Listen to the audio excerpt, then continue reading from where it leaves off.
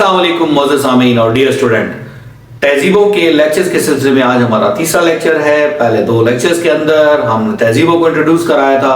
दूसरा जो लेक्चर था वो नमरूद के बारे में था। वो नमरूद जो अपनी खुदाई में इस हद तक गरूर में मुब्तला हो गया था कि उसने खुदाई का दावा किया, लेकिन नतीजा क्या हुआ? अल्लाह रब्बुल इज़्ज़त ने एक मच्छर के जरिए उसका खात्मा कर दिया। अभी हम जिस बादशाह का जिक्र करेंगे उसका नाम हैमुराबी है, जिसने बेबीलोनिया सल्तनत की बुनियाद रखी और शहर बाबुल को अपना पायदाख्त बनाया। इसका दौर 1792 से लेकर 1750 कबल मसीह तक मुहित है। ये 42 साल तकरीबन बनता है। इस 42 साल के अंदर हैमुराबी ने मुकम्मल खुद मुख्तियारी के साथ, मुकम्मल इक़्तिदार आला के साथ यहाँ पे हुकूमत की। उसने अपने जितने भी मुखालिफिन थे उनको ज़ेर कर लिया और उस वक्त की मेसोपोटामिया की तकरीबन तमाम रियासत को अपने ज़ेर नगी कर लिया। हैमुराबी ने अपने पायदाख्त जिसका नाम बाबुल है उसके अंदर बहुत सारी इमारत बनाई, उसने नहरें खुदवाई, वहां पे बहुत तरक्की हुई और उसने एक मरबूत सिस्टम दिया जिसको रहती दुनिया तक याद रखा जाएगा। ये वो दौर है कि जो बेबीलोनिया का कदीम दौर है।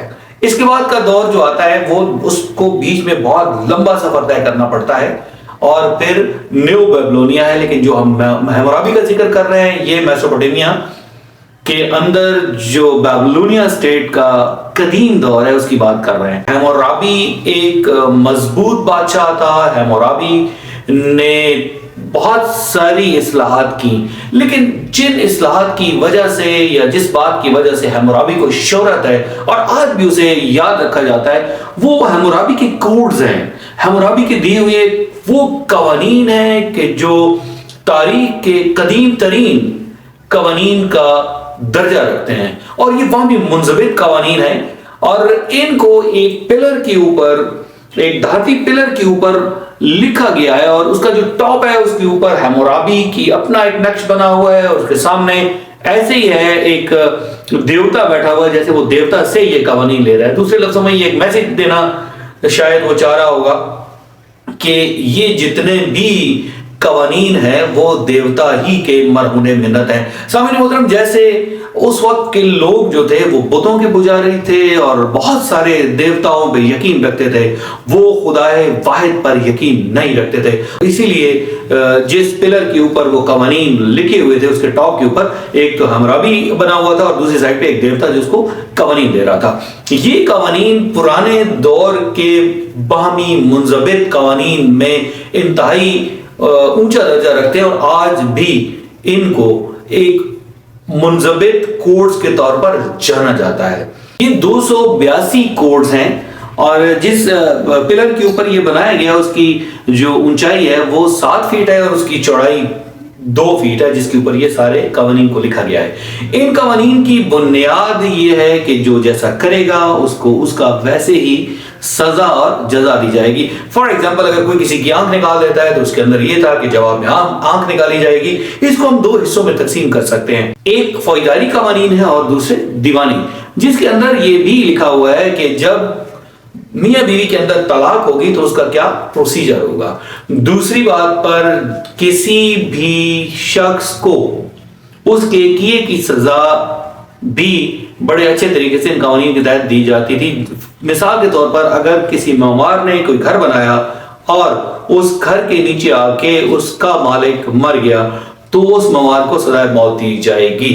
इसी तरह से अगर कोई पुल बनाता है तो उसके बारे में ये था कि वो कुछ टाइम उस पुल के नीचे गुजारेगा कि अगर वो पुल गिर जाए तो उस पुल के गिरने की जो सजा है वो उस इंजीनियर को मिले।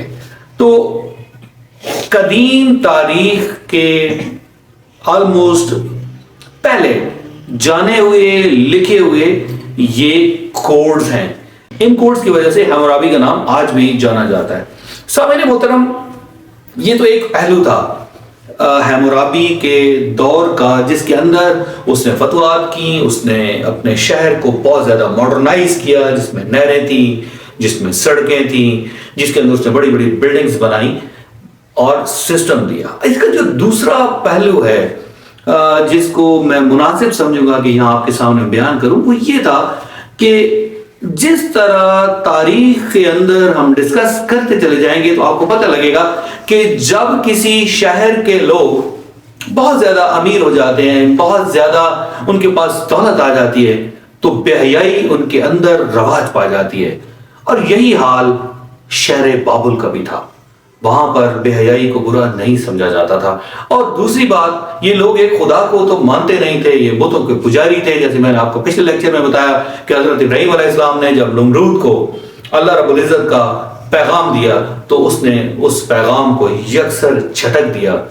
یہ لوگ بتوں کی پوجا کرتے تھے، انہوں نے بہت سارے خدا تراشے ہوئے تھے، اور ان کے نزدیک ہر خدا جو ہے وہ مختلف کام کرتا تھا۔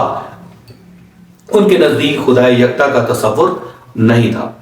حمورابی ایک ساحر بھی تھا۔ یہ ایک چھوٹی سی سمری تھی، ایک چھوٹا سا خلاصہ تھا جو آپ کے سامنے ہم نے بیان کیا۔